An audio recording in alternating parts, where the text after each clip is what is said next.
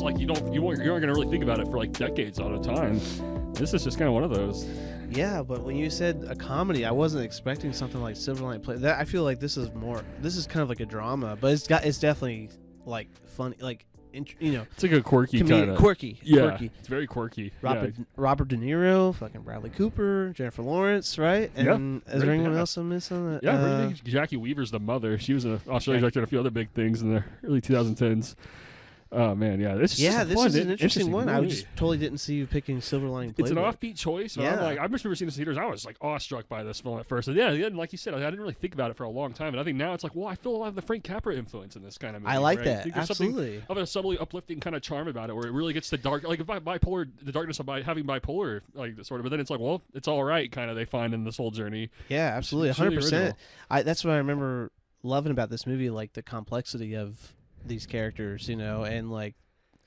In real time trying to figure out or go through these emotions and just be themselves too, and it's very destructive, and it's just kind of like but well of course I love this too because it's in Philly, like the Eagles, dude, and everything. Dude. I mean, this movie is awesome. It's a really great choice, man.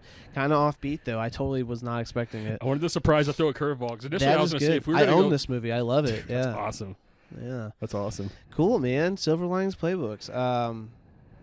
Yeah, I really want to watch this. This is a great movie. I know, that's what I'm saying. Yeah, I'll definitely be tuning in while we're talking. Yeah, for sure. Yeah, good choice, man. Interesting. That gets me like kind of in a feel good mood. It has a feel good buzz about it. It's distinctively feel good. This kind of reminds me of something like Little Miss Sunshine or something. Oh, that's a wonderful contrast. Yeah, it's like really on that wall. There's something very destructive about the whole family and premise. What's going on. But but at the end, it's a feel good, great movie. It's just like. Man, they really come together too. It's a bonding experience watching them. So that's cool, man. I'm gonna see if Wendy wants to watch this. I can't remember if she's seen it or not. Yeah. This would be a blast. This is such a blast. For sure, watch in its own kind of way. It's original. Yeah, dude. Well, welcome back to Reel to Reel, and where we're at today. It's been a great day. So honestly, dude, I've had a great week. I've had a great week. Very good, like. Enjoying life and just kind of going with the flow and things like that week, especially home family life. It's just been great, having a great few days. And today was you came over, man, and you helped me get the set ready for the new Chica teaser, and that was a blast. I mean, it's work, but like I really appreciated you coming over. And I still had fun doing it. I was really happy. Our basis are rooted in a lot of ambition. So I think when we meet together, we're just casually just building up towards a project of any sort. I think there's an overwhelming buzz and excitement that takes over. Yeah, just subconsciously. So, but you said it's hard to believe we've been hanging out like 4 hours already. I'm like, I know. This is just flown by like I got nothing else. It feels like it's been 2 hours. I'm like, wow, this has just been. I don't know. This has been a uniquely comforting sort of day all around. 100%. And yeah, it's good, man. Well, I'm happy. I'm excited to dive into this one. It's been usually we record on Thursdays, so we got a couple extra days. Yeah, we got extra days to just really be in our element. Mm-hmm. Yeah, just have a loose few days. And it's a good thing, even if we miss a few days or whenever. Like whenever we do record, it's still it just builds on top. It's more momentum. It's good to rest because I say it's like, dude, it's usually really required to take 2 rest days, which I hadn't done all month really. So I'm like, okay, I think having that, I was like, well, this is particularly rewarding to have that. For sure. I really needed to. I felt myself kind of by the time I was getting done my day at work on Wednesday.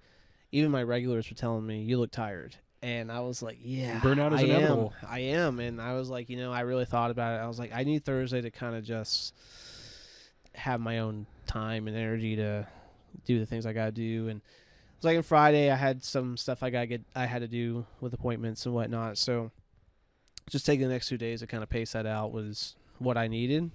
And today was a great day just to target or have both of those kind of blended in, our hangout time and this show and life, and all that stuff. So but those rest days, man, they're important. You got to have rest days are important. It's recharge. It's like recharging your batteries, quite literally. There's nothing wrong with taking time for yourself, speaking up for yourself, on anything. You got to have that time to rest get right, all those things, because sometimes I get so mentally warped with everything that's going on that I can't present my best self around even you, I get it. Universal meltdown occurs, and it's so inevitable. Not to say like we would do anything, so we need to recharge that battery. Yeah, but we just, we're just off. We've had off. You and I both know the vibe wouldn't be correct if we didn't get our downtime. You and I have had many hangout times where our vibes are just kind of off. We felt it. Where it's like, let's just call it, because it's and you read that's the room. okay. That's life. That's people, man. Being an artist, dude. Yeah, you have a unique, original perspective, sure. and sometimes you gotta really have time to flesh those out. Been buzzing, dude, as an artist lately, dude. I've been like so into TV land and this Chica thing. Dude, I'm just like, I'm so hyped to tell these stories, man. I'm so hyped. And we were saying earlier today, I feel like it feels like it reminds me a lot of like my favorite elements of just like a lot of like David Lynch and Christopher Nolan combined, and a lot of Frank Capra charm as well. Because I think you organically are going to have a lot of Frank Capra to your tone when you're going about this ambitious project. And I think your influence of surrealism and just the ambition with it is really original. And I love how you're taking this year to really fill out the seasons and the moments to really understand your vision with all of this. It sounds like it's been quite an original, groundbreaking moment for yourself as a director. I can't even explain it. It's just like an instinct that has taken over me, that has identified me, and that has like intuition, bro. Something I gotta say, and something I gotta do, and something I gotta just show before it ever makes any sense. Because the more I try to talk about it, the more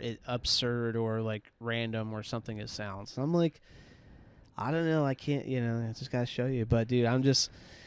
Those scenes I was showing you earlier, I'm like, those are my favorite scenes right now. I'm just like, it's like it's coming together, and me and Kaiser are ready to film his next scene here, and then I'm really gonna double down on some ideas for the third final sequence, and then me and you just have some pickups after that, and it's all wrapped. And I'm like, I think I've got it. I think I've it's totally so original, man. Like the like, scenes I've seen remind me of a lot of neo-Western aesthetic meets Wizard of Oz, like kind of like wavelength and influence, and it's so an original way. I don't even know. So I'm so hyped. It's surreal. TV land, and even the title sometimes doesn't even like make sense to me. I'm like, what is because it's more than that concept, and that's the thing. So so are all the titles. I think a lot of it's inviting though to like what this intense world is. Yeah, for sure. So the artisan has definitely been speaking to me lately, man. I've been really wanting to indulge some movies lately, which I got to watch a few. I'm really excited to talk about one.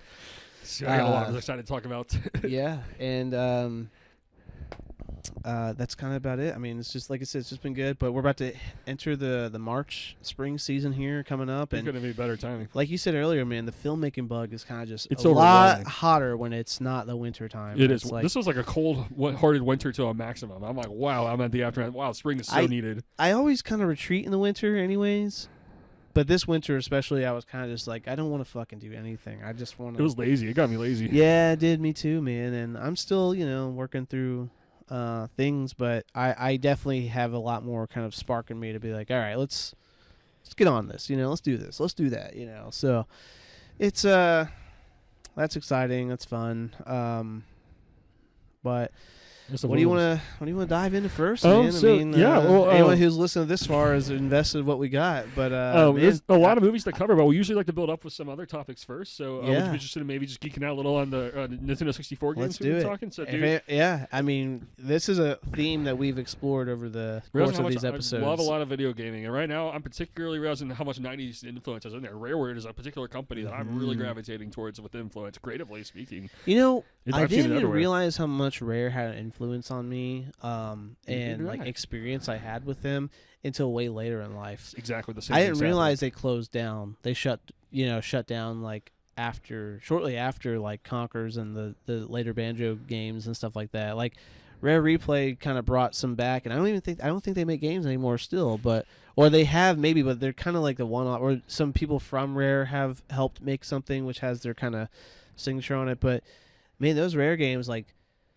Donkey Kong 64, Conker's Bad Fur Day, and Banjo-Kazooie, they're iconic masterpieces. They're staples in like that platformer character fun zany game. The ultimate visions of just having the perfect world building, the perfect characterization. Yeah. I mean, like there's so much humor in these games, and the perfect kind of like open world but contained like mission driven gameplay. They're straightforward and simple to dive into. Yeah, it's like you can go all the way to these places, then you'll get to a place where it's like, nope, until you have this, you can't go in. Yeah, you got to get a collect. So you got to go. But then like notes it and opens things. like when you do those specific missions or levels that progress you to those next tiers, they're massive too, and they're just these big sandboxes, and man, the gameplay is so fun. But dude, you're getting into Conker's Bad Fur Day and replaying Donkey Kong 64, having the and best time, I'm man. kind of just so like happy and excited and jealous for you because I remember doing that the first time, and I know you played Donkey Kong before, but Conker's Bad Fur Day specifically. It's so sensitive right now, man. How intense the influence is of this game. Yeah. I've always had this like really dark, subtle sense of humor. This game is like kind of really enlightening about how to perceive humor in a lot of ways, and I love the gameplay so much. I mean, it's so fun just trying to figure out what to do in every little menu level. Yeah, Yeah, it's so fun. It's extremely packed with detail, man. There's So extremely detailed. there's like a quest with subquests, like there's all these like little things that you have to do to get to the one thing you need to do. It's just like, or excuse me, like a lot of those things combined. But it's really it's intricate. It's smart enough to keep you challenged. They're really challenging. Very Perfectly challenging, dude. There's sometimes where I'm like still scratching my head, like, wait, hold on, what do I do? Yeah, me too. And then you just, but it's at the same time, it's very inviting. It's very just like always you can perfectly, get like- through it. It's not that bad. It's perfectly in tune because I feel like they evolve a lot of like the foundation of like Super Mario 60 and Zelda as well. Like they kind of took a lot of influence and they made it to its own kind of original foundation of Yeah. almost just that simple accessibility. Yet it's complexity because I feel like they're especially Donkey Kong 64 slow burner game. I mean, to a maximum, it takes multiple hours on every single level just to fully understand all the mechanics, and it's like you have to keep going back as all the characters, and I love it for that. Yeah. So I'm like, it reminds me a lot of that feeling I get out of Art in 1999, like Eyes Wide Shut, where it's just slow paced. Everything's a slow burner, true. and you just kind of got to take it all in. And I'm like, well, it's all the better for it. It just feels like an inviting. It feels like a homely atmosphere is ultimately conveyed through the game. It's very original, and it's never been anything like this game. I played it a ton when I was like, very young, and going back to it now. Yeah, this is probably my favorite game in the Nintendo 64 right now. Yeah, in a lot man. of ways, I think Conker's might beat it. We'll see how Conker's go. Right now, it's the contrast of like Donkey Kong to Conker's is really mind bending in a lot of ways. I'll tell you also with Donkey Kong, like, I love that game. I beat it, but I think it was such a complex game because it had so much of a slow burn, like you said, that I think maybe I replayed it once just as far as beating the game. But I never actually went back and did a lot of the stuff that it called for because you had to go back after the fact. There's an intense amount of it's it. just a lot of it. It's an intense it wasn't game. one of those things where I was like, I went back and did all those details. That, like, I just kind of wanted to get through the game because I enjoyed the game.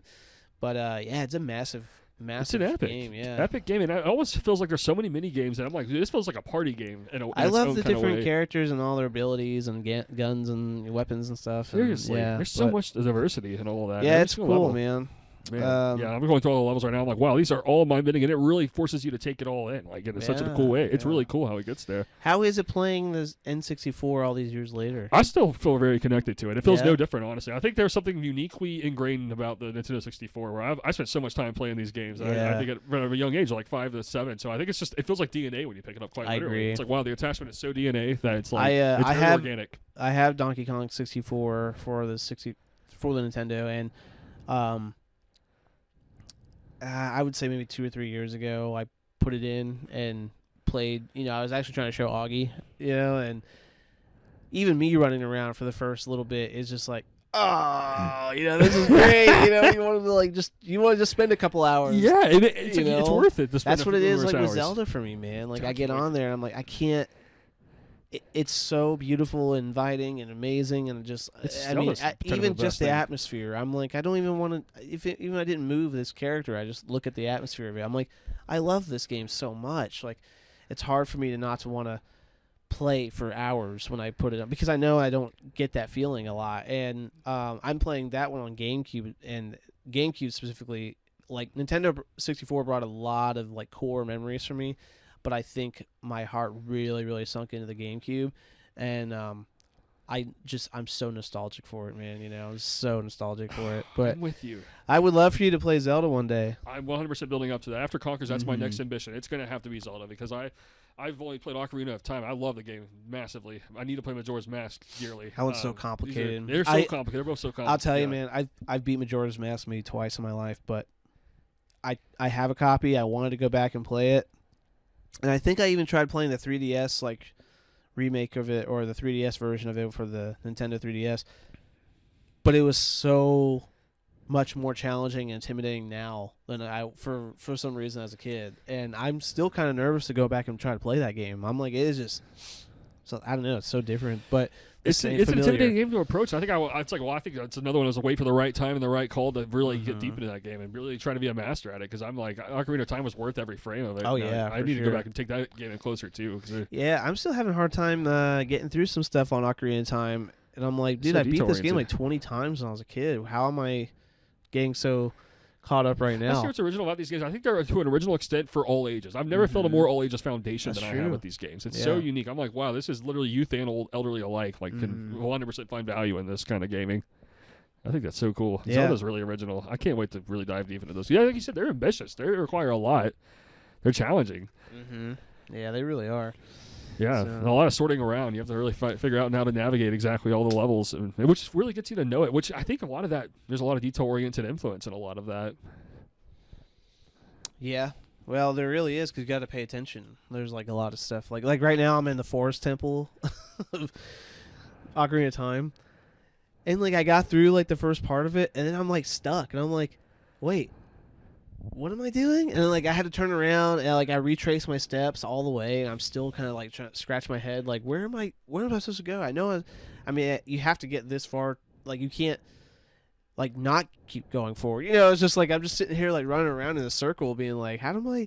Because it's extremely detail oriented. Like, you have to pay attention to every aspect of the room, you know, or these layouts, and to know where what to do next. It's like a subtle but major clue here or there to progress, you know. So yeah, those games, they just did an excellent job. I know games still do that now, but for some reason, like, I don't know, a lot of games now just seem so much more like complicated or like too aggressive on something, you know. Like, it's just like, well, you gotta do this 100 times before you can even have this, part or something. And it's just like, I don't know. I just feel like make it more to be addictive than to be strategic. Maybe like the original ones had more focus on the strategy of it. True.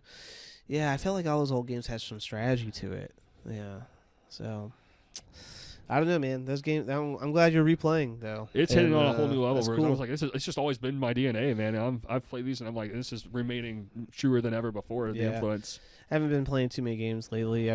I keep trying to hop on High on Life to progress, and I shoot around for like 20 minutes, and I start falling asleep, or I'm, whatever. I've just been kind of low-key mode. Actually, I did buy last night Pokemon Fire Red for the Switch, because they just released it on the Switch as a GBA like emulator essentially, and I started that last night, and I'm loving that, I will say. But how long I play that, we'll see. But I'm just saying, that's my odd hobby, where I just buy a bunch of games and I have them as backstock. So anytime I want to play, I'm like, oh, I got this game, That's the best, dude. Pokemon is a series I have 100% open interest in. I would really love to be invited into Pokemon's world. You never played Pokemon? Not too much. I've been exposed to, I think, Pokemon Stadium quite a bit, but overall, I'm not too familiar with like the characters or the details of the games. So yeah, I'd like to get there. Well, that's an interesting. Honestly, the best way to do it now would probably be like get a Switch at some point, and buy like Fire Red or Leaf Green, because those are remakes of the original games, that came out for the Game Boy Advance, and they are very inviting, very simple, very addicting, very massive, like great RPGs, and it gives all the classic Pokemon feels that you ever missed out on. Then why people fell in love with Pokemon and the games. It's an all ages foundation. I'm never more excited. And it's just a beautiful remake that's very accessible and very nice to watch and look at and stuff like that and play. And then there's all kinds of games now that the newer stuff is kind of harder to get into because it's very massive now, and they're just like, it's just how games are these days. Everything has to be so, crazy. But that would be a good way to get into the games, at least, aside of it, and just kind of see if you even like that world. Yeah, I absolutely need to get into one of the Pokemon. I just grew up. Dive in. It was just right timing and right circles, right at the time when it came out, and I was just immediately entranced by it. Like immediately. I remember getting my first pack of Pokemon cards. I remember the artwork. I remember seeing someone bring in a Game Boy with Pokemon Yellow and being like, whoa, and watching the first time 2 Game Boys linked up with a cord so they could trade or battle. That stuff was like mind-blowing to me. And all that, the shows and the cards and everything, you just get obsessed with that whole genre and that whole franchise and and Pokemon and everything about it. I'm You just sincerely play feeling every compelled game for for every generation. This is compelling. It's incredible, I but dig it's this very game. massive. It's a big, world to get into. This is very maximalist, which I realize I think my foundation is, wow, I really am a maximalist artist. And I realize maybe a lot of these 90s games actually presented to me how much I perceive things in a maximalist kind of way. Mm-hmm. I think these games have maximalism. And I'm like, wow, I just kind of relate to that, a lot of the creative tendencies in a lot of ways. Well, I'm still kind of on the lookout for some Yu-Gi-Oh cards, too. That's another angle. Dude, Yu-Gi-Oh! Equally. I'm very intrigued by that. Yeah, dude. That's a mythology. Because the buzz was always there, man, with those games. I've known a lot of people who are obsessed with those games, and I'm extraordinarily interested in getting closer to what those games had to present. Yeah, it's good stuff, man. All right, well, I'm going to pull up some of my recent watches here, and I'm also going to pull up that director's name because I want to dive into. This is going to be our first episode of reviewing a film that was submitted to us to ask if we could review or talk about. And that's all I'm going to leave that for the moment. I got to look up the director's name just to get that right and everything, make sure. But what's some things you started off with this week, man? I only watched 3 movies, really, since the last episode. But I'm very particularly excited for one of them. Right. So Man, I've watched about 30, so I've got a lot to cover. A lot of these are rewatches we've already covered, so yeah, I'm insane. Films have driven me insane for life. I'm all set, bro. Yeah, dude. Hell yeah. I'm all set, bro. I love you, dude. Right, that's too, amazing. Dude. Yep. Okay. Let me kick off one. Let me kick off the first thing I watched, which I've been excited to talk about with anybody, especially you and Kaiser, because he talked really highly of this. Was Bugonia. Okay, I've 100%. I've been eager all week to hear your take on this. Dude. So I I'm can't so stop excited. thinking about it. Me neither. I can't stop It's thinking so about addicting, it. the atmosphere. It's insane. so good. Insane. And, yeah, man, every moment of it I was wanting more. And Jesse Plemons specifically really, really, really had me so hooked, dude. I mean, this is the best thing I've ever seen him in. Like 100%. Yeah, and he really like just was so I don't know, kind of surreal in a sense, dude. That's the best way I can explain it. Everything so about surreal. it is surreal, man. The whole his performance was very surreal, very subtle because it's like a slow burner. very He subtle. seems like he's got a down to earth demeanor at first, but then it's like, well, he's the last thing. He's the most insane guy you can imagine almost. So the whole movie, I'm not going to get into too much of spoilers here, if you're listening at this point, whatever. But at the whole thing is like, he's doing this for the alien. He thinks she's an alien and humanity, and he wants to discuss with their race to save everybody. And he is so hell bent on it that he brings his cousin, what's his name, Ron or Don or something like that. I think it's Don or something. But dude, I felt so bad for him throughout the whole thing, and he is just so hell bent on this idea that this whole thing that he's doing is just. I was like, you know what? I hope he's so crazy he's right. I was like, I just hope he's right. I really do, because if not, this is horrible. This is like, because Emma Stone plays it so cool. She's like, through all this shit, she is so cool about it. She's just like, listen. And that's just like, well, a woman, her power could be like that, And so I was really back and forth the whole movie. I really was. I was for him for the first half, and then by the last half, I was kind of like, I don't know, The whole thing breaks bad. But I'm really satisfied how the ending was, and also that just how it all ended, like how everything transpired.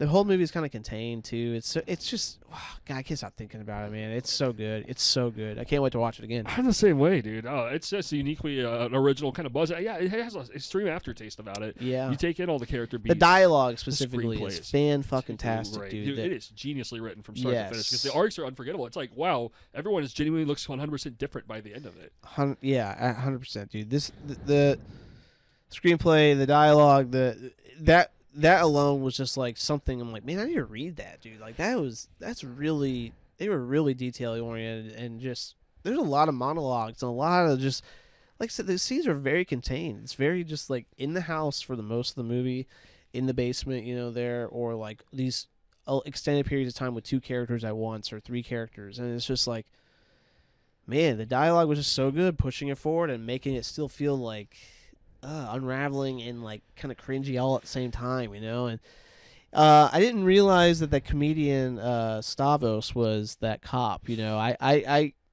was very familiar with him through the Mark Norman and Shane Gillis and all those comedians I was following a few years ago, just like listening to on their podcasts and stuff. So he was a surprise for me, but his character was even what I loved. It's all surreal. It's just kind of like, this guy, he really is kind of a weirdo, but he's also later you find out in the movie he's also kind of has this guilty conscience of doing something really fucked up when he was younger to, Jesse Plemons' character, which is you kind of figure out what that is, just by hearing him.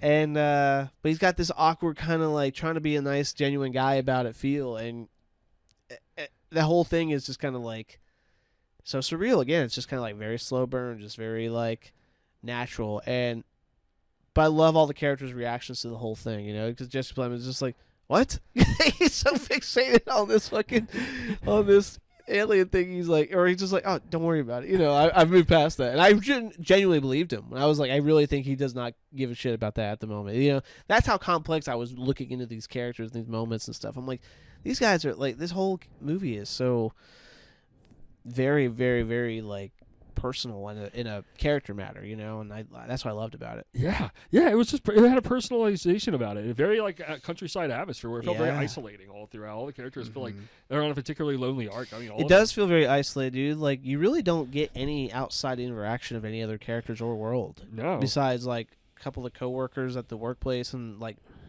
extras in the background for the office, but like no one else really gets into those characters' world, their perspective.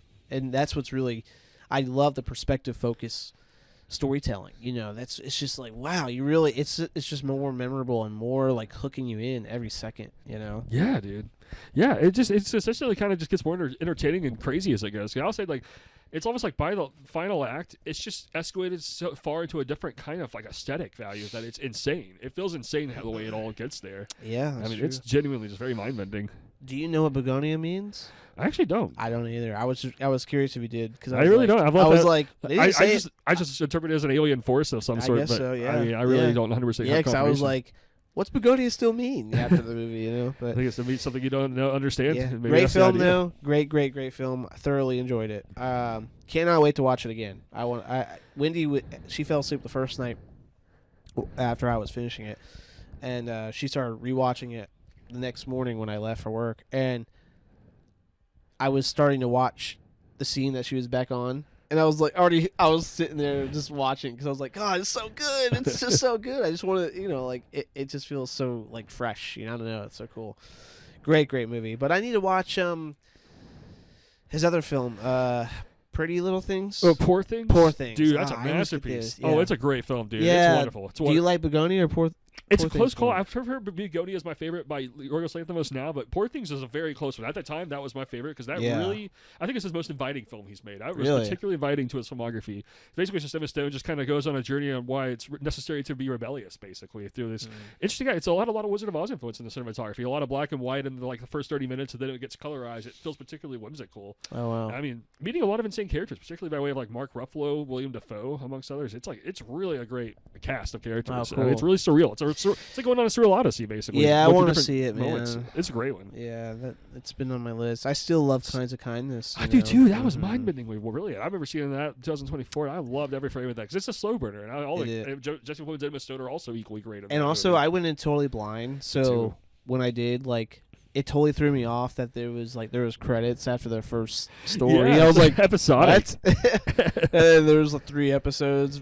Yeah, 3 like stories with the same cast, different characters, and things. And I was like, oh wow! But it was so cool. It inspired me to write my own script based off like episodic structure. And I got like 2/3, or 3/4 of the way of it, or something like that. I was like, I got like a good portion in, but I kind of finally dropped it. But it was just, yeah, that's a really cool movie. Mm-hmm. Yeah, I love that movie, absolutely. Yeah, it's original, man. I love the slow burner. It's like the episodic kind of pacing, like three episodes, and they're all just very detail oriented. I mean, they're all about almost an hour worth of length of time. Oh yeah, definitely. Yeah. Any other films you've seen recently? Yeah. I mean, I can go through them. 'Cause I only watched 3. So the second one I watched was after we got done with Nolan. I told you I was like, dude, I want to watch a Nolan film. It just hit. So I just watched Inception because I haven't seen it in so long, and my God, dude, what a masterpiece! It is just like extent. The incredible amount of effort into that movie is like astonishing. I mean, the whole movie really is just a mind-bending, detail-oriented, focused, hard to follow but easy to understand at the same time. It literally is. It's so inviting. It's the most inviting feeling to be that complex. It's very complex, and it's also the head scratcher at the end of it. It really, you could go with so many different theories of how the ending actually is. It's so transcendental because I think a lot of it really involves heavy emotions. I think I relate that movie heavily to emotions in a lot of ways. It really is, because you're weighing on Leonardo DiCaprio's tie to his fucking wife there, Mal or whatever. Like, he is so lost in that it affects the whole movie, which ultimately also ends the movie. And it's like, well, there's a lot of ways to unpack that ending. Well, did it work? And he's there, and it's all good. He got what he was looking for. Was, or is it all a dream? Did he dream that whole thing? Did he dream all of it? It presents it as possibility. There's there's a lot of ways you can really just kind of look at the whole thing, and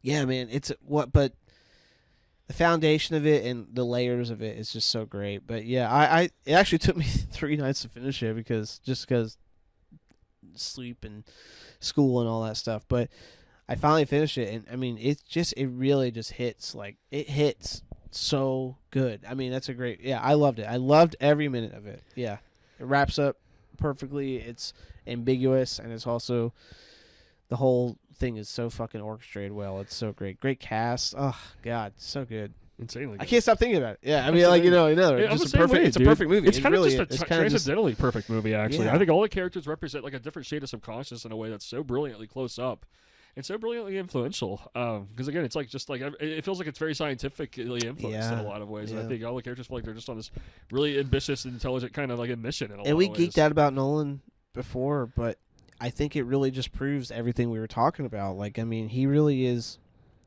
an incredible. You can't deny the man. He's just a 21st century modern era genius and talent. The genius behind the complexity behind it, like the science behind it, the realism behind it. He's the most inviting science fiction director. He really just makes it like, well, dude, this seems as real as it could be. This is Oppenheimer. It's like, well, it's just real. It's so realistic. It's real. It's like 3 hours, these things are just like Inception feels like. Damn, It's like, how do you take us through such a journey? That's a crazy journey. That is and crazy. It's also like, it seems very real. That could happen. Just like a dream within a dream within a dream. It's like, endless. Wow, man. It's like, it Millions really puts you into a scope that you can't deny Nolan from being able to do, for all of his movies. So I just want to watch more of his films. Man. I know, just like I love what he does. God, he's so original, because I think I always go back to him like, well, I think I always feel like every single time I undervalued how genius his elements are. Dude, that's he's just a that great subtle. way to put it. Yeah, that's how I've been, throughout the years watching his films and others. I'm like, you just kind of like, oh man, I didn't appreciate this, or like I underestimated or appreciated what this film has done, or given to me. He's really given a timeless mark I think of being a modern artist in a lot of ways. Yeah. He feels particularly directorial, I think, in a lot of ways. He is he's probably one of the biggest directorial voices of our ages. And it's so timeless, and it goes beyond ages, and it's a legacy he's left with his films. Honestly, like from the 2000s onward, it's just every film he's made has been a masterpiece in his own kind of way. I'll say, like, I did rewatch Tenet, and maybe there's an exception to every rule. Oh, yeah. And Tenet happened to me, but everything else, I'll get into Tenet in a little bit. Okay, But yeah. now I just want to stay on the bright side of Nolan. It's too much. I think he's revealed between his superhero shades, between his science fiction shades, and his war shades. It's like he's a brilliant genius at displaying the most inviting way possible at getting into these epic, ambitious stories. It's like he really does kind of like perfectly reveal, I think, through dialogue. And I appreciate his screenwriting better with age. That's the thing. I'm like, ooh, he can write screenplays because he cares so much about his characters, and he juggles a lot of characters, but he paces it well. Like everyone has an arc. Everyone's interesting. Yeah, that's true. No one's It boring really in his is. movies. It's a good way, man. I mean, he knows what he's doing.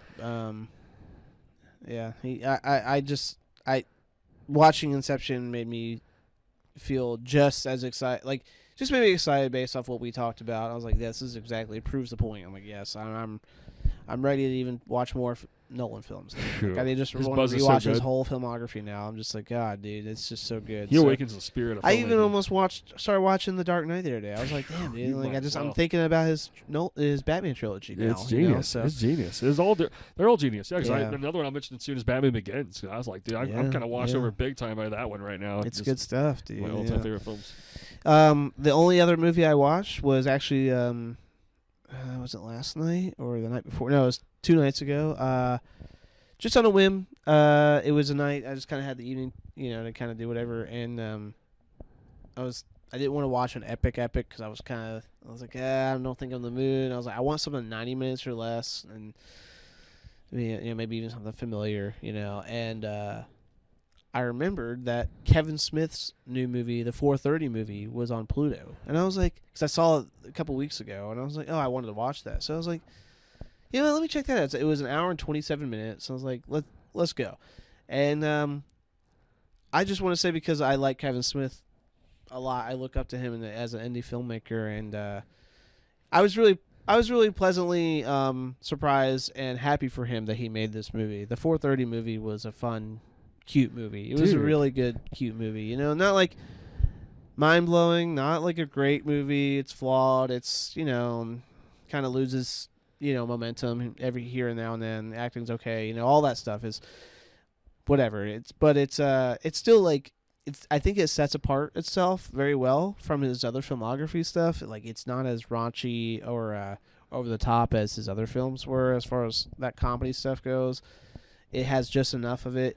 And it's really, really centeredly focused on a in-the-moment relationship or, infatuation between this teenage boy and girl. And their just love for each other, but love around movies. The whole film is just based around seeing movies all day at the movie theater. And it was cool. I mean, it was fun. It has a good cast in it. And it's very inviting. It's just silly, and it's it's pulls on the heartstrings enough, But it was cool, man. I love that.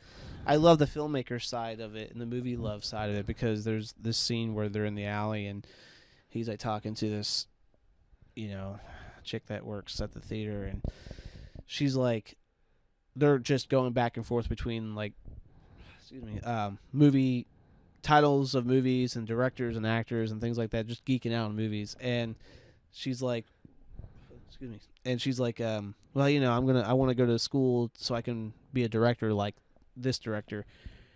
And he's like, wow, man, that's great that you're gonna do it. She's like, yeah, you're gonna be a filmmaker. That you love movies, you're gonna be a filmmaker. And it's just like that thing. It's like, I remember being a kid thinking I wanted to be a filmmaker. And that just was like a really cool moment, to be like, oh yeah, I think Kevin Smith made this for the love of himself as a filmmaker, the nostalgia of movies and the theater experience and being a kid and all, and this kind of, it's very youthful. It's very fun. Awesome. But yeah, Kevin Smith, man. I mean, he's one of those directors that he's had a lot of misses over the last like decade, but you can't deny his foundation, that got him going with Clerks and everything else. You get that right, man. He's really a genius voice of indie filmmaking. Yeah, I mean, anything Kevin Smith does or touches or says, everyone's always kind of watching now and loving it, because he's been pretty like true to himself over the his career. So excuse me. But yeah, that's really it though. I've only watched those. I was gonna try to watch. I wanted to watch The Majestic and I wanted to watch Tenet, but just couldn't get to it. The Majestic is probably one of the next things we're gonna watch because Wendy wants to watch it. I do not know when I'm going to watch Tenet. I just don't. I don't know. I'd like to hear your thoughts now. Yeah, about it. okay, let's go. Yeah, so I'll go with Tenet first. Yeah, so I thought it was pretty good. I think it had a lot of complications about it in a ways that it almost felt like the fear broke maybe what Inception could have been, but Inception got everything right. It's throwing a lot of information at you and data, but it really is not inviting in the same way. It really just feels like a lot of aimless kind of energy in a lot of ways the first time around. It's really confusing and not that entertaining necessarily, although I think I really appreciated on a technical level a lot of the characterization. I appreciated Robert Pattinson a lot in this film. I think he did a particularly great job in his acting. I just think the dialogue was very clunky. It felt like it was just really unfocused, and it didn't really feel like it was adding up to anything that fulfilling in a sense. Like every other Nolan film, it felt different. It's like it had its elements, but it felt like it was actually kind of like it got lazy. It felt kind of lazy to me. It didn't feel like it was fulfilling. Well, that movie was kind of a bomb also. It bombed bad. I think it was horrible timing to release that in 2020. But why do you think it feels so different than his other filmography? I think Have you tried to think about that? I think for me it doesn't have the heart. It's like I think his other films had a heart to them, and I didn't feel the beating heart of this film. I think it actually kind of did feel like it was a bit more of just purely technical without the heart. And I'm like, well, it doesn't feel that right, 100% right when it's from Nolan. Yeah. I felt. It just felt I like wonder what he was going through when he made that. I'm a little confused by that. I think a lot of mystification is going to wash over, and maybe I will appreciate these elements more in time. For now, yeah, I don't know. I don't understand right now. No one what he was talks going about that for. movie now. No one's talking about it. No one talks. It was a about dud. It. I don't know what he was going for. I think it did feel like maybe, as a lot of directors were going through, like I think a bit of a change in perspective with the 2020s, like the climate, the world changing. And it felt like maybe Nolan was at a transitional phase that wasn't quite complete. It felt very incomplete. I think maybe that's a good word to sum it up. It didn't feel like it had a satisfying. I walk out like, oh, I feel great. It's more like this feels weird. I don't know. It actually felt kind of weird to me. Like, so the ending wasn't really all. Editing wasn't that great. I didn't like the editing very much. It's like the pacing. It really was just kind of too much, just jarring. That's what I'm afraid. It's like I can understand. I see it like right away. I'm like, I don't know what. Yeah. It's almost like your suspicions are kind of correct about it. It's like, I'm the same. I always had that same way. It was like, oh, it kind of was what I was fearing. Although I'm like, yeah, it's probably gonna be a long time before I watch. It's not motivating. I think the thing is, it's not motivating to dive in. Like, I'm sure it could reveal itself more, but it's really, it's just not. It's terribly uninviting towards just really taking in its steps. It really is an uninviting film. And it's just his least rewatchable by far. It's the least exciting one that he's ever made by far. I think everything else he's made has been a golden masterpiece, but this was just an exception. That's how it goes, I guess, for some filmmakers. Yeah. So I'm sure it'll happen even to me or whatever. Filmmakers always have some one film. Rise, bro. It's like, huh? I mean, that happens. You know, it's like sometimes you just get. I don't know. Yeah, I mean, sometimes you get in transitional phases like, oh, wait, what do I want to do next? And sometimes you might go for while you're right in the middle of maybe your ambition. I think that's. I mean, that happens a lot. I can identify with that personally. You know, maybe trying to get out of like, oh, I found something in the middle, very big time. Nolan's like that too. Maybe it's scatterbrain, crazy along the way. And you kind of evolve and grow in years with it, time and execute. You know, when you figure out what it is you want exactly. And I think I got that out of like Nolan's because Nolan usually just gives you that a conclusion to that feeling a lot more. And it's like Tenet just didn't give any answers. I just felt like an overwhelming question mark. I just kind of went to bed feeling confused after I watched it. It's like, all right, that was off. That's never good. Yeah. Yeah. Well, that sucks. How was The Majestic? I thought it was pretty good. I think I felt about the same. I think I might have to rewatch that one sometime. I thought it wasn't my favorite Jim Carrey role. I thought a little dry. It was dry. That's exactly the way to describe it. And that's always been my intuition on that. Dry. Too dry. And I'm like, well, there's a level that's too dry. And I'm like, that's a crazy thing to say. I'm like, wow, I think I'm awakening a lot to perspectives on being too dry. And that was kind of fitting that. But it reminded me a lot of my feelings of the film A Beautiful Mind from that year, where it's like it's a biopic that is by all means entertaining. It's pretty good, but it doesn't stand out as quite special when you contrast it to all the other biopics happening at that time, such as The Aviator. Like I was thinking a lot of The Aviator. I'm like, well, I think that hit everything where I was like, oh, that was a perfect template. I think the standard's been set too high. I think it's actually a dated biopic, basically. Yeah. By far the least interesting of Frank Darabont's filmography. Wow. Yeah. Well, yeah. It's good. Yeah. That's how we learn. That's how we go. It's a little too dry. Don't you still think you take something from every movie you watch, like there's a little piece of you take pieces of it, knowledge or something, feeling. There's always something to take away from it. Yeah. It's like I still want to watch The Majestic. I don't know when I'll watch Tenet, but I think I'd sooner probably push for Tenet of the two, although they're both about equal quality for me. I think Tenet had a little I feel passion. like Tenet, I need a whole day to be dedicate myself to the hype of Tenet. I feel like I can't just I pause put a lot. Augie to bed and then go like, I'm gonna watch Tenet tonight. It's just not motivating. It's just not motivating. Yeah, I don't think I'm like that. You know, I think it's gonna be like yeah, too it was an intense. off movie, dude. It's like Yeah. it's as if Inception did kind of hit some off marks. It's like, okay, well, they would kind of look like that actually.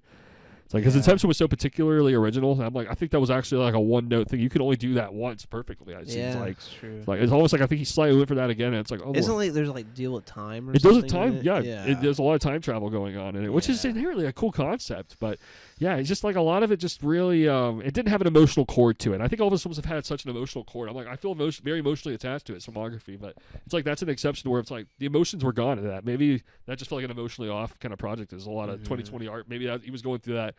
I don't know, like where his feelings were kind of too buried, maybe, and actually maybe the translation was a little too awkward. After Tenet, it was Oppenheimer. Yes. Wow. Oppenheimer. I think that's where he got it perfect. You know, 'cause I think that's what he was looking. That's almost the conclusion of what he was looking for. I think when he was going through all that, which was just a study. I think he was going to biopic sort of mood. I think after Dunkirk. Well, dude, Odyssey is gonna be. That's another sense of like. It's Not insane. biopic, but it's a story. You know? It's an ambitious epic. Yeah, Yeah. absolutely. But Oh man, when he gets dude. ambitious, it's the best. You know. Yeah, I feel like that's. I don't know, man.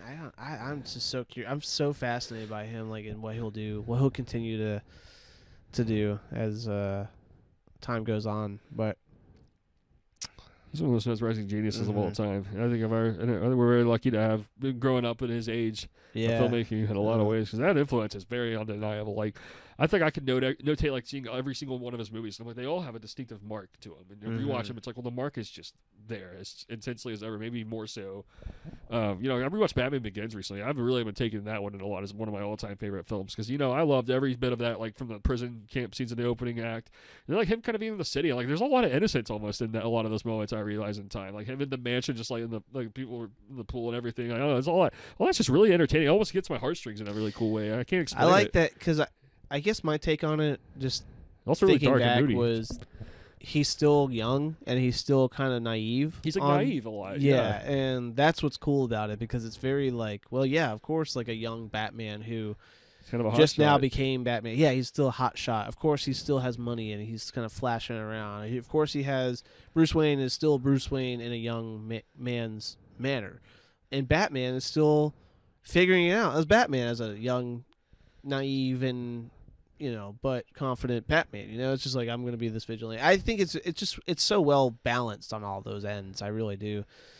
Extraordinarily so. It's so well paced. I just Yeah, can't get over very the well pacing. I paced. love how the urban atmosphere is portrayed. Like again, I feel a lot of that like David Fincher influence in movie 7, where it's just like, wow, the city just feels like an atmosphere of its own. Mhm. Very just gritty, very like rotten in a lot of ways. Yeah, Unpredictable. he does a great job with Gotham in those movies. I Seriously. really think. Seriously, Did you ever watch the Gotham show? I never did. I've heard all about it. Pretty I've never good, seen it. dude. I'm not gonna lie. I'm It's very interested. pretty good. I'm free to geek. Yeah, I liked it. There's like 6 seasons, but dude, I'm telling it's like it's dark. They do a really great job with the villains. They do a great job of origin story. It's set in a time where you're following a young Gordon, Commissioner Gordon, but he's like a detective essentially, or and Bruce Wayne is like 13 or something like that, and it's like fresh off of his parents dying, and it's just like this whole beginning of this world that's going on. The beginning stages of how Penguin becomes Penguin, how Riddler becomes Riddler. He's working in the Gotham Police Department, how like all these villains are doing, like, become who they are. And it's told in a TV kind of drama way, but it's not like uninviting. It's very well done. It's very fun, inviting, dark, and like just great 45-minute to 50-minute episodes of just Gotham world building stuff, and pretty good. I'll take any Batman stuff that comes my way. It's I think just that's like, really that's about yeah. the greatest. Did you see the Robert Pattinson Batman? I did. I really need to take that one in close. I think need that's to a watch that masterpiece. again, It's a dude. masterpiece. It I is didn't a understand it the yeah. first time. Yeah, me too. Dude, I yeah. needed 2 viewings because it's such a layered, complex Yeah. masterpiece. It's different from the Nolan films. I'd say that one almost feels more like a David Fincher kind of film. It is. In a way. Yeah. It's very moody, Matt very Reeves noir. is interesting as a director. He is interesting. Yeah. He really got a tone down that was distinctive. I think Robert Pattinson's Ball is technically probably the most impressive Batman I've ever seen. Like, in a lot of ways, I can see where it might be the most technically impressive film. I really want to take it in closer. I gotta watch it again for sure. It is a masterpiece. I need to watch. It's long too. Dude, it's a lot. It's Yeah. epic. It's so epic. It's I'm almost. I'm like- really excited to see what he does with the second one. I here. can't wait, dude. He's made it its own thing. Honestly, It's been like it's gonna be like a 5-year gap or something like that. 6 years gap. He's taking his time. Yeah. So it's going to be an extraordinary masterpiece. Crazy. More than ever. Crazy. He knows exactly where to take it. Yeah, dude. So well written, so well paced. But yeah, I like I think we were talking about Nolan a lot. That again, how good that is. Go over some more stuff I watched. So yeah, we watched this. So I'm just building up after Insomnia. That was the last thing I'd seen before getting here. So now Lahain. Have you ever seen a film called Lahain? What was it? It's called Lahain.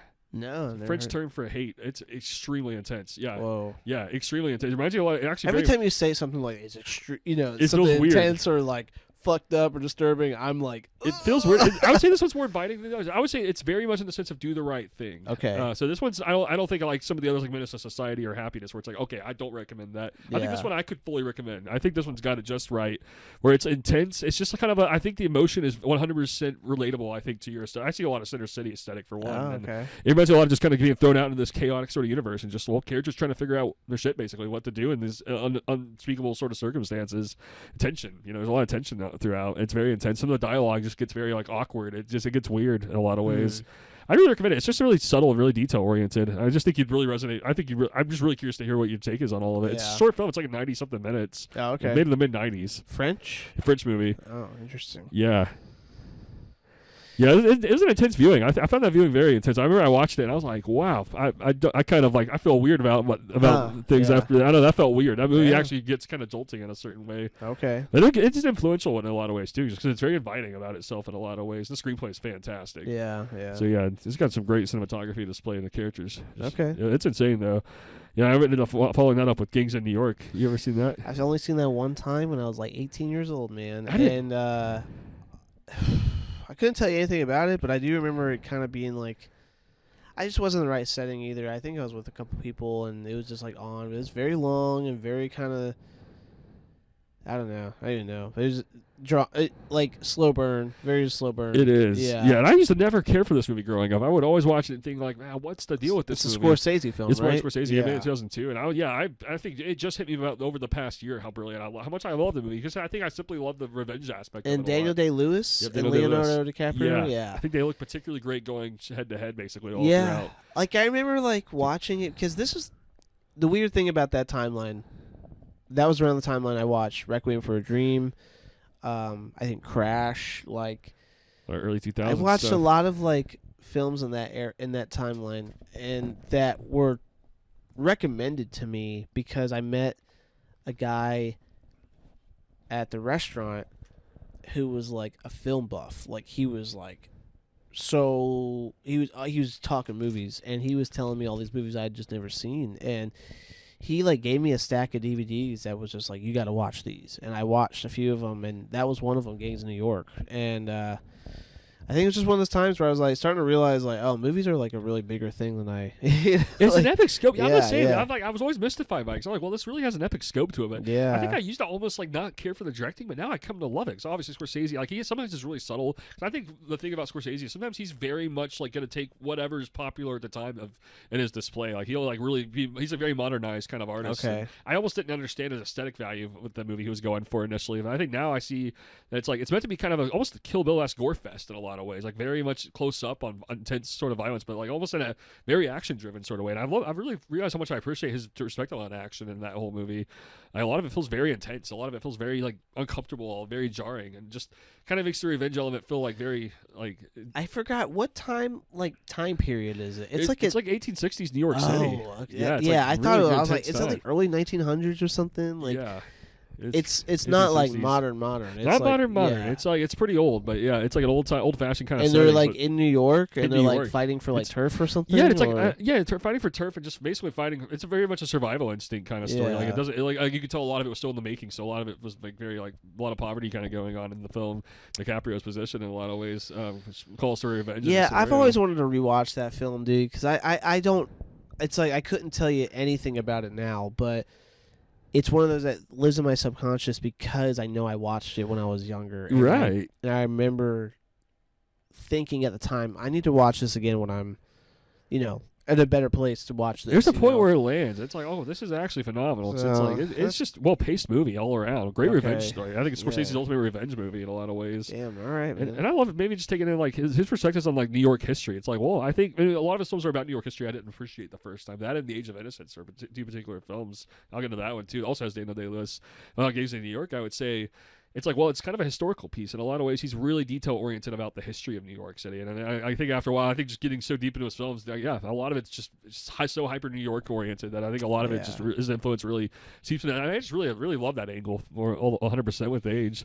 Hell yeah. It's just detail-oriented as it gets. It's extremely entertaining. I think just a great movie all around. All right. Yeah, that's cool, dude. Yeah, it's a cool one, dude. Yeah, to keep going. We've talked about Blue Velvet Magnolia quite enough, I think. Yeah. Dancer in the Dark. I don't think I've discussed too much about that. That's a uniquely intense movie. That. Insane movie made in the year 2000. It stars Bjork. He was a famous musician throughout the 90s, kind of a pop artist, really original, brilliant.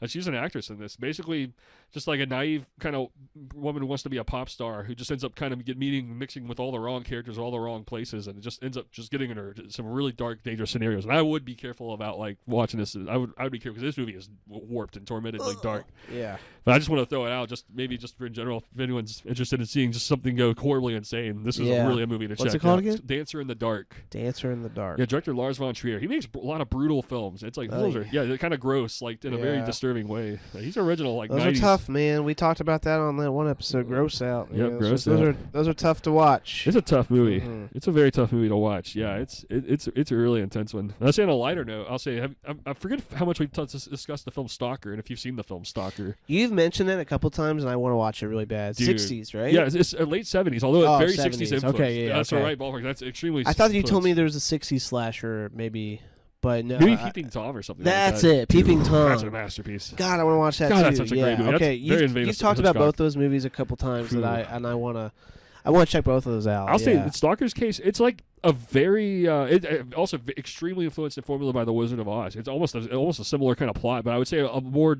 dark and depressive in a mood piece. But it's not like bad things happen. It's just kind of like extremely nihilistic almost. It's like characters just like this one guy's like a guy trying to lead these characters that are depressed to happiness, basically. And one's like a writer and one's a scientist. Basically, they just go through all these different motions out in the fields, and they end up just going to a place where like they hope to find life's answers. And then it's just like there's like a lot of just like torture and kind of like oh fuck kind of moments happen. It's intense. It's a strangely intense movie in a really original way, but it's well paced, man. It's kind of rich suspense value about it because it's like it's set in Russia, and like this zone is like a place they're technically not supposed to. It's like illegal to be in this place because the spirits are so real there. Wow. And it's like almost being possessed like by an alien when you're in this force. Shit. Yeah, so it's an interesting movie. It's kind of a slow burner, but it's like, but I think in the right day and time, like I don't know, it's an extremely interesting movie to check out. I'd be really curious to hear your take on a movie like that. I genuinely am mystified by how you would feel about that one to a maximum. Yeah, you guys always have these movies that I really do want to watch, man, and share those thoughts with you, man, because. Hey, you got a lifetime. You tell me a lot. Yeah, you tell me a lot, man, and I'm so fascinated by it. I technically think that's the coolest way to be the way you go about films. Honestly, your film journey is like my favorite, dude. Well, dude, I wish I could take more. I really do, and I know it's like I probably could, but dude, I can't explain it. But besides that, I love movies so much and crave to watch them, but I just can't do it all the time. Not even as a physically or mentally state, but like I actually like. As much as I love movies, I can't watch them like back to back to back and like intensely enough. Like because I don't know what it is, man. It's just like my mind and my body wants to do so many different things. Like I want to. I was like, I want to watch. If I was gonna watch 3 movies of the day, well, I want to watch one here, do some things, watch here. And even during watching a movie, I have to really contain myself. Like I'm like my mind's just maybe that's just ADHD. I don't know, but I really am just like I love movies so much, but I just don't intake them as much as I can or wish I could. But when I do, yeah, man, they're so like kind of transcending, man. I just like love hearing or exploring these films. Exploring everything, how I feel and perceive behind them. Yeah, man. No, your passion is so contagious. Filmmaking or movie journey now and later in life is more exciting than it was years ago. Yeah, dude. It's like a never-ending evolution of film, the journey is. That's the thing. When you got a lifetime supply, man, it's like that's how I kind of realized about getting a lot of books. It's like, well, I got a lifetime. It feels like, wow, That's I true. got my late age. I feel like, wow. In fact, you can see all these movies that way. It's like, that's particularly enlightening and exciting. Yeah. Well, I guess that's true. We have a lifetime supply of all the media that we ever wanted, honestly. Like, in a weird way to put it is, I'm kind of jealous you get to not know what a lot of these movies are. It's like, dude, you get the suspense value of when you get to watch these movies, dude, you're going to be in a whole new planet, dude. I already know it. I'm like, when the right time calls for it. I'm like, dude, the fact you get to see all that for the first time, that's something you don't get back, Yeah, that's true. That's genuinely true. I believe true. that, actually. So yeah. I think that's a particularly wonderful position to be in that have a lot of mystery element to all these films out there, Well, I'll get to them eventually, man. I always have, I'm dead set on watching the films I want to watch. Dude, it's just a matter of when. It's great to go at your own pace, and you know you're big on life, bro, man. You're high on life, bro. So you should stay right there, man. It's the best way to be in your film journey, I think. So, should we review? Do you have some more you want to talk before we go into our? I do have a few more actually. Do you want me to get into those first? Or? Yeah, go for it, man. Yeah. So we can close out the show with. Sounds good. Yeah. So Birdman. Have we talked about Birdman? Yeah. I know I need to watch it again, man. You talk very highly of that film. I rewatched it recently, and I think more than ever, I'm like, that's one of the greatest films I've ever seen. Because I think I'm more and more sensitive to that than ever of how much that conveys like the anxiety-inducing side of any kind of like Broadway display of any sort. It's like this is like an actor side of it. I was like, well, this movie feels particularly anxious, and I'm actually like really impressed at how subtle that movie is at conveying a lot of these elements. Like almost being in a room with like a lot of characters where it's like the anxiety is not getting along with people around you. There's always this fear that like the tension's gonna break and they're gonna get into a random chaotic fight kind of feeling. And it's like, it's actually an intense atmosphere in a lot of ways. Like Michael Keaton's kind of midlife crisis, and like he's got to like come down from being a has-been, and like he's really pissed about it. He's got a lot of like desire. He's got a lot of envy. Like he needs to be this big thing. And it's an intense kind of this exploration of like just him just encountering all these other characters. It's like it feels intense. Like Naomi Watts, Zach Galifianakis, Edward Norton's like particularly like quiet and asshole in this character, but he's like a kind of a one you kind of go full circle and understand in a lot of ways. It's a great character. I really love Edward Norton in that just as much. He's like a balance of like. He's kind of like, but then I'm like, you walk out, you kind of can't deny that there's a charisma to such a. He plays a great asshole. He is a great asshole because he really is an asshole. I've heard, in that movie, he's an asshole in Glass Onion. That's what I've heard. Yeah. I really want to see that. I'm very intrigued. He really is. He's a dick. I've heard that, dude. He plays a good fucking weirdo or a villain. He's great at it. I don't know, just an asshole. But he was loudly claiming when he made Birdman, like I think he was really trying to play himself in that kind of character. Where he's like, he's gonna have to kind of just rotten and randomly kind of just gonna piss people off, but then something wants me to say thank you for stirring me up in the first place. Almost whenever you look at a guy like he's kind of he's got a cool actor. Cool evolution. Yeah, it's not a lie. But he did like Birdman, also the Grand Budapest Fight Club and all that. Yeah, Birdman though. I think just the directing by Alejandro González Iñárritu. He's a Mexican director. He's just one of the best filmographies of the 21st century. I think everything he's made has been particularly emotional. He's emotionally cathartic. He's always kind of for the lifestyle. I think this is like him just in a really ambitious mood when he made Birdman. Like, 'cause he made a lot of dramas in the 2000s. So then Birdman, it's like. Very youthful too. Like it's just like the whole thing kind of flows like as if it were one ginormous take. Obviously there were a few edits and manipulations, but it feels like a take, which is really cool in itself. Oh yeah, I used to think it was a gimmick. It used to actually challenge me when I was younger. I was like, I like the movie, but I'm not sure about it. It's going to be timeless. But now I think it's like, it's meant to convey what Broadway atmosphere feels like. It's meant to feel claustrophobic. And I think whenever you get that one take, it does feel like you're really stuck in a room in a very anxiety-inducing extent, like a room you don't want to be in. It's like, oh man, like these characters are going to be snapping at each other. I don't want to be around this chaos. I don't want to be near that. Is what you feel, but what if you can't get out of it? It's like, well, no, man, this film is kind of what happens. It's very like midlife crisis based, in a lot of ways. It's really interesting. It's extremely interesting.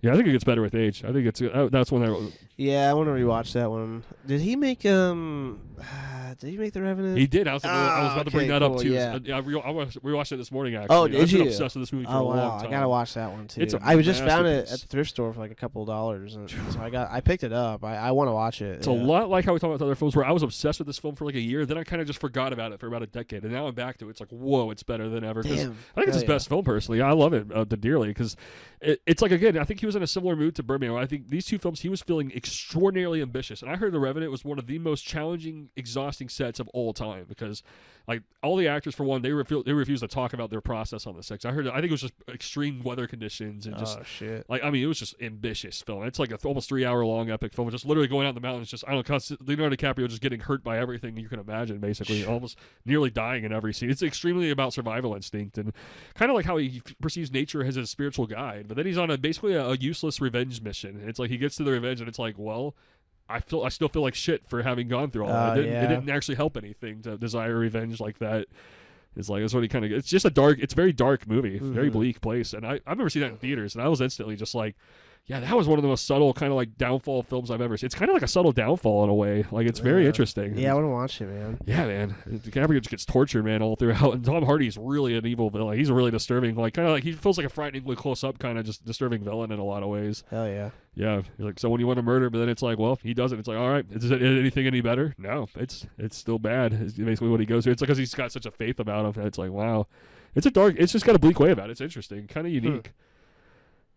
All right, yeah. I'm excited about that one. Dude, those are, I'd say Birdman and The Revenant. And then he got, because it's interesting, after he made those, he basically took a break from directing for almost a decade before his next project. Oh, really? Bardo. Yeah, because he was like, dude, he had to rest up big time. What did he make next? It was called Bardo, False Chronicles of a Handfuls of Truth, which is basically just an odyssey of a character who's realizing he's exhausted. So he just needs to go back. He just goes back home to Mexico. He just kind of goes out to a bunch of parties, just literally just lightens up about his intensity, basically. It's a spiritual odyssey of a person kind of lightening up about his intense energy. Okay. It's like the light side of things. It's very honest and very true, and I think one of my all-time favorite films. It reminds me a lot of just, I don't know, kind of finding simplicity whenever things seem complicated. It's like, okay, there's a point where a person needs to stand up and say it needs to be kept simple. You need to keep it simple, and this film is almost showing how rewarding it is to have that mentality. Okay, right on. I like that. It's like a maximalist who needs to. There's a point where he needs to calm down. He needs to slow down. Yeah, he needs that. And that movie's just, well, okay, yeah, you understand why he needs it.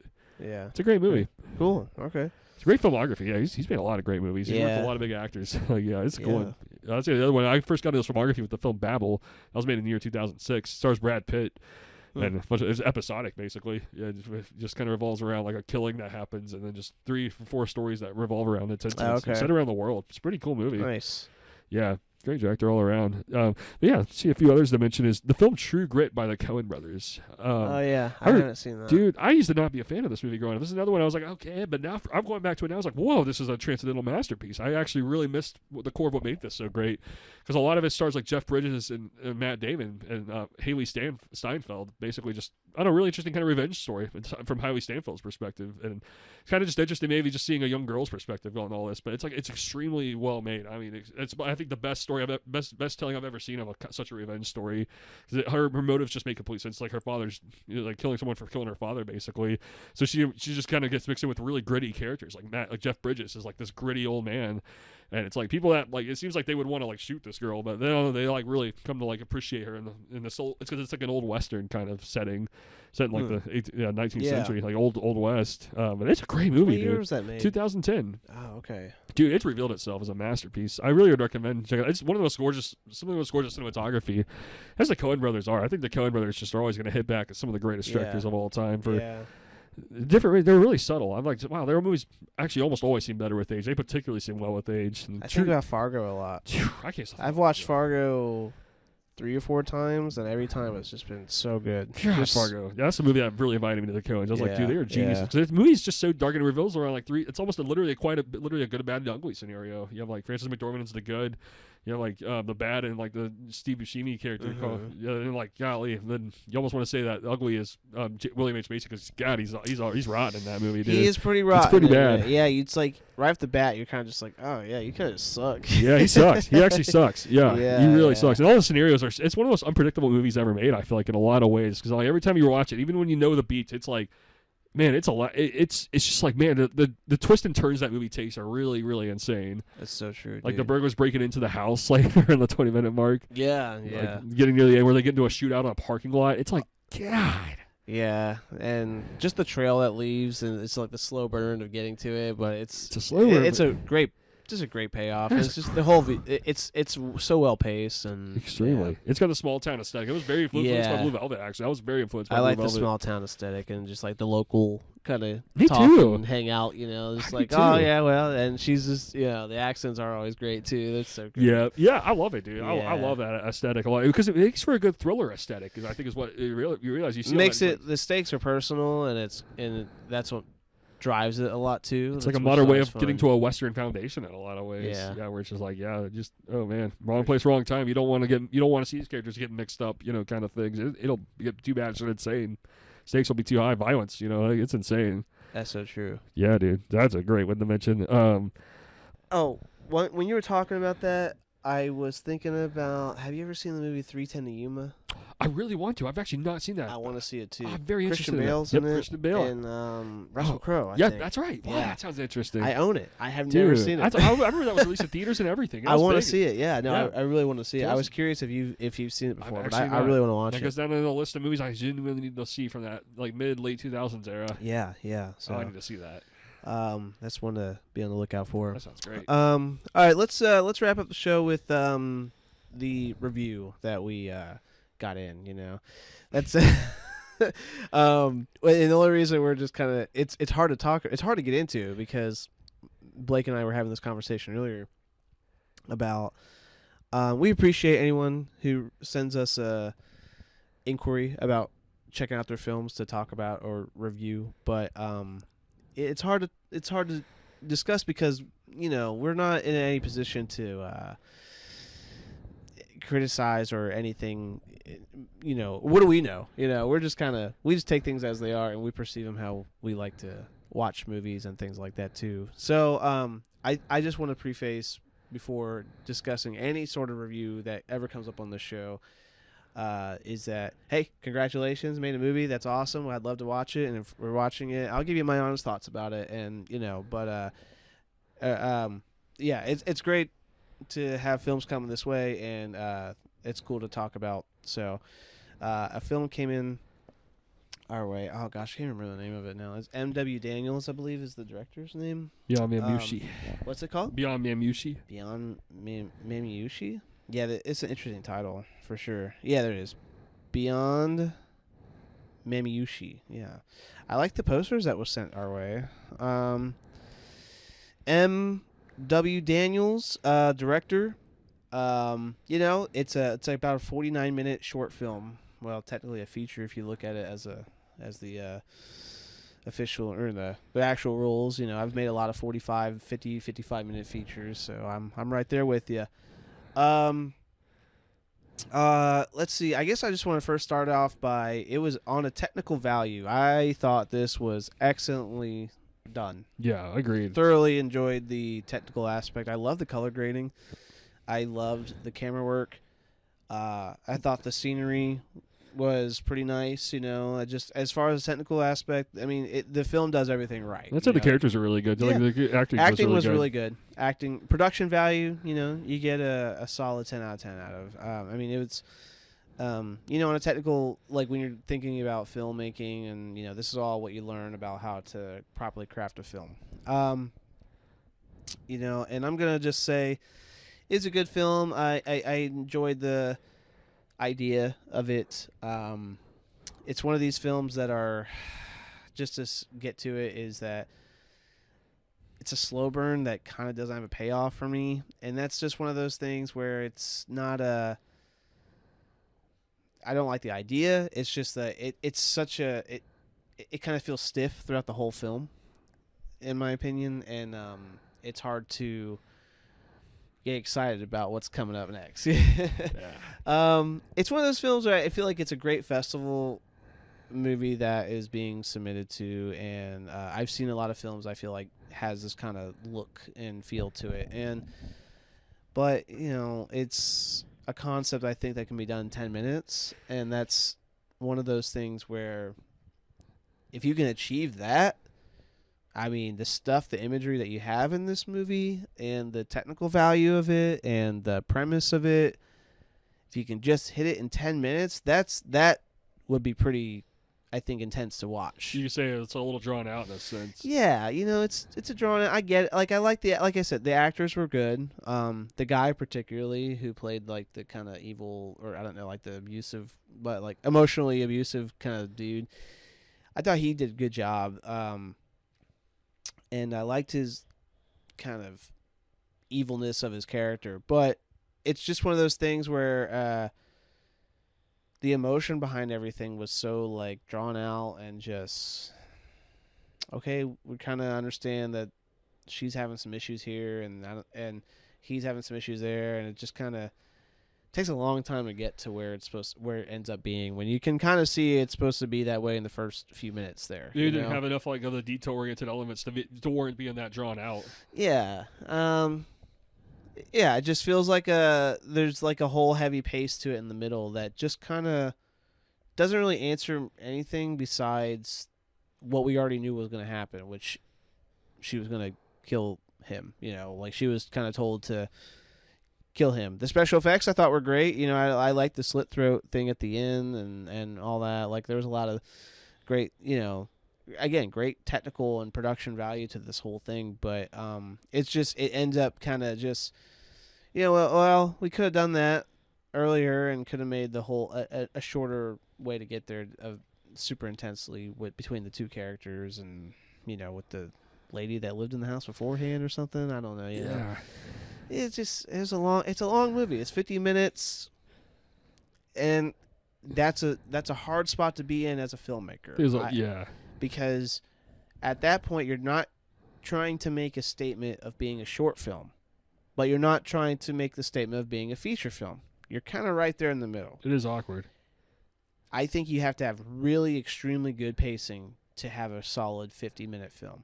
I've made a few. I'm not saying I'm good at those things, but I do try to make things exciting to kind of get to the next beat, and the only reason I'm at 50 minutes is because, I don't know, we didn't have enough time to make more or something, it's like, but this seemed like it was really well planned and production and all that stuff, and it's like, well, for 50 minutes, I kind of didn't really get too much out of it besides the idea of what I kind of thought was already going to happen right away, and that's what but that happens a lot, and I'm not knocking it. It's just like it's what you said earlier. It's the rewatch factor of it is not very high.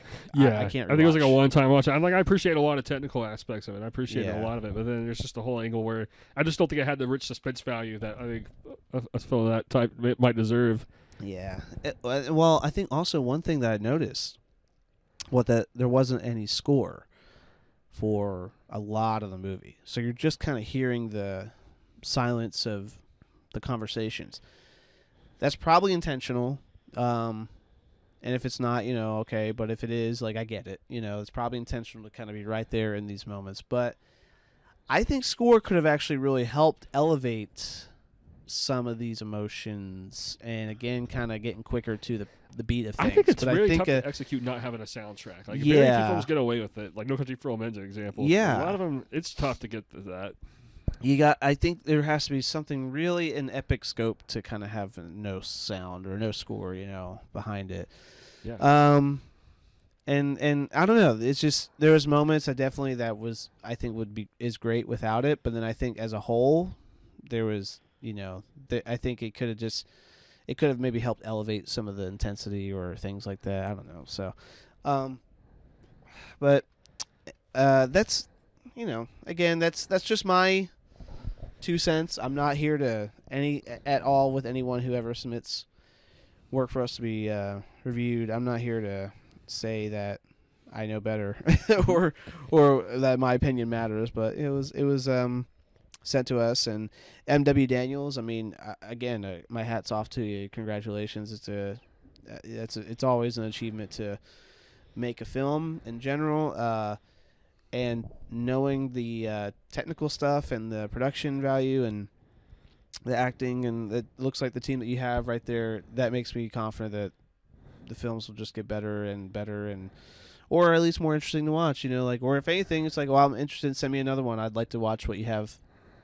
Also, So, that's kind of all I have to say, I guess, about it. But. I agree with that. I think I agree with a lot of those thoughts, and I wouldn't rewatch it, but I really enjoyed watching it at least once, and I'm still all the more very interested in exploring more of this director's film. Yeah, definitely. I would like to see like what this director sees throughout his filmography. You know, like what do they feel? What do they, how do they tell stories? Because this was like, I can appreciate the value of what this story was trying to say. Did it land for me? Not exactly, but I got a lot of value out of it and appreciation out of it. So maybe there's something else that gravitates towards me. But, you know, I'd have to just see. I'm always interested in someone's work. So thank you for sharing your work, because now you send me some more. You know, I'd just, not even to talk on the show, just to send me a message. That's fine. I'd like to check out your work. Yeah. So. Well, I'll be open to talk about the film Into the Spiral that was sent to me by another filmmaker, Joseph Robinson. Okay, I haven't got to check this one out. I really loved it, actually. I think I had a lot of great elements because it was extremely David Lynch influence, which is 100% resonating. So hats off to any Lynch influence. I think I'm very interested in artists who are influenced by that, because I mean, it'll be very personal. This film felt very personal, very surreal, very much what an off day kind of feels like in a lot of ways. Maybe just feeling like confused with their identity, maybe just haunted by too many nightmares, just feeling possessed by just weird shit, basically. And okay. this whole film feels very offbeat. It's like about 50 minutes long. I saw a 50-minute cut. I think it's traditionally about a 15-minute film, but all the same, what I got out of it was just very much a wonder of just wanting to escape a spiral, but then you realize like the inevitable kind of prevents that from happening in a lot of ways, and it's just it conveys what an off day feels like in every sense of the word. I love this. I love a lot of the cinematography and how offbeat a lot of the black and white angles are. It's black and white cinematography practically all throughout. And cool. It feels like it's a pretty cool. It's a really cool movie. I think it's worth checking out. There's a 15-minute cut, and then there's a 50-minute cut. Yeah, is that what you said? Because I think traditionally it's supposed to advertise as 15 minutes, and I think that's what's most popular. But I think I somehow got a 50-minute cut, and I thought it was interesting. I thought it was really cool. I think it might have been better. I don't know. It's a drastic difference. It is. I know. That's what I'm saying. It's like, wow. I'm curious if the 15-minute cut's like. I can't imagine. I can imagine it might work also as a 15-minute film, but I think I was very entertained by all of it, just because I think a lot of it just really resonated with my own artistic sensibilities. Yeah. So it's like. I thought the characterization was pretty good too. Like, you know, I was able to get into all the characters and kind of just understand, you know, what they're seeing and all the madness, all the uncertainty. Just kind of going through labyrinths and just really feeling unsure of what's around you all the time. Meeting characters who are kind of looking at you funny for like offbeat reasons, and that sounds cool. It's cool. Yeah, it's pretty cool. You sent that to me, right? Yeah, I did. think you did. I'm gonna watch it. I'll watch Into the Spiral. Yeah, so we're checking out. Yeah, so shout out to Joseph Robinson. I'm extraordinarily excited to see more of your work. So cool. Yeah, appreciate Thanks you. for reaching out. Right on. Pretty unique. I want to check that one out. Pretty unique one. Yeah. That sounds good. Well, thank you again, guys. It's a pleasure. I think we got one more that came our way. It's on Tubi, actually. I think I got the name right here, just to have it. I don't know when I'll get a chance to watch it, but I'll try to. It's called A Halloween Feast. Sounds like a horror film. Directed by, I can't say names right. Guile Branco, Guile. It's on Tubi. They sent that to us. Whenever we get a chance, we can check that out. I don't want to make a whole thing about our show, just reviewing other filmmakers' show, but if we can throw them in every once in a while, I think that's cool. I always appreciate when people talk about my films, you know, on other people's shows. So I'd like to return the favor. But I kind of had that whole interview and review show before, and it can be a lot. I don't want to make it a pressured thing. It's a good cap to the episode. But it's a good cap for sure. So that's about it there, I guess. So thank you for anyone listening to us, Real to Real. We're posting on Instagram, and of course you can check us out on Spotify, Apple, and YouTube. But if you liked us, leave us a review and comment along. Ask us what you want to watch or talk about. That's kind of all I got, man. Yeah, I think I'm all set there too. Maybe just make an absolute sure there's no more movies I can get into. I know. Well, me and Wendy want to. In this month, we want to watch Taxi Driver and Vertigo for sure. So I know I got some exciting movies to look forward to. The most exciting adventurous movies of loneliness ever made, man. Those are in their own ways. Well, TV Land's kind of like that. It is. That's what I'm saying, man. You got that's the best movies to be influenced by right there. Some of those obsessively they're all about like obsession too in a lot of ways. Their own original ways. It's like, I'm saying a lot of similarities because they're both composed on a soundtrack composer Bernard Herrmann. That's cool. Same guy did the soundtrack. So I gives it. the same composer worked on both those Isn't movies. that crazy? That is crazy. The Taxi Driver was Wow. actually his last film before he passed away. Wow, and, I didn't know that. Yeah, crazy. Yeah, I know. It's a subtle fact about it. Huh. It makes it very, very haunting. He's kind of haunting. I don't know. He makes the movie feel very haunting in both of them, but they all have their own distinctive kind of world building. And this music really gives the haunting element in a lot of ways. Yeah, that's interesting. Yeah. Isn't that cool?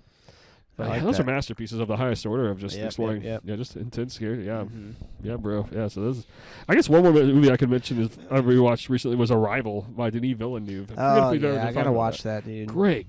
I mean, masterpiece movie. Also, I'd say like Nolan's a science fiction genius. I think Denis Villeneuve is also on that level of genius science fiction in a modern sense because this movie is just brilliantly paced. I mean, it's genuinely very suspenseful and wonderful in characterization. Like it takes like a good 40 minutes, kind of just building up to encountering the alien, and a lot of it's just kind of philosophical about like the communication aspect. It's like communicating to an unknown force. It's like, well, scientists are really put on edge of like figuring out how to go about such a thing. I want to watch it. Oh, it's so good, dude. It's so good. I always get that movie confused with Annihilation for whatever reason. Oh yeah, I could see that. They're both alien movies and with an A. Alien movies in the late 2010s. Yeah, with an A. Yeah, quite yeah, literally, yeah. dude. Yeah, I need to rewatch Annihilation. That's what I. That's Natalie Portman. Natalie Portman. Yeah. That movie reminds me a lot of that movie Stalker I mentioned earlier, where it's like going into this ethereal kind of atmosphere, and maybe looking for meaning. And Who directed that? Oh, I want to say Alex Garland, who did Ex Machina. I think that's right. Yeah. I think that's right.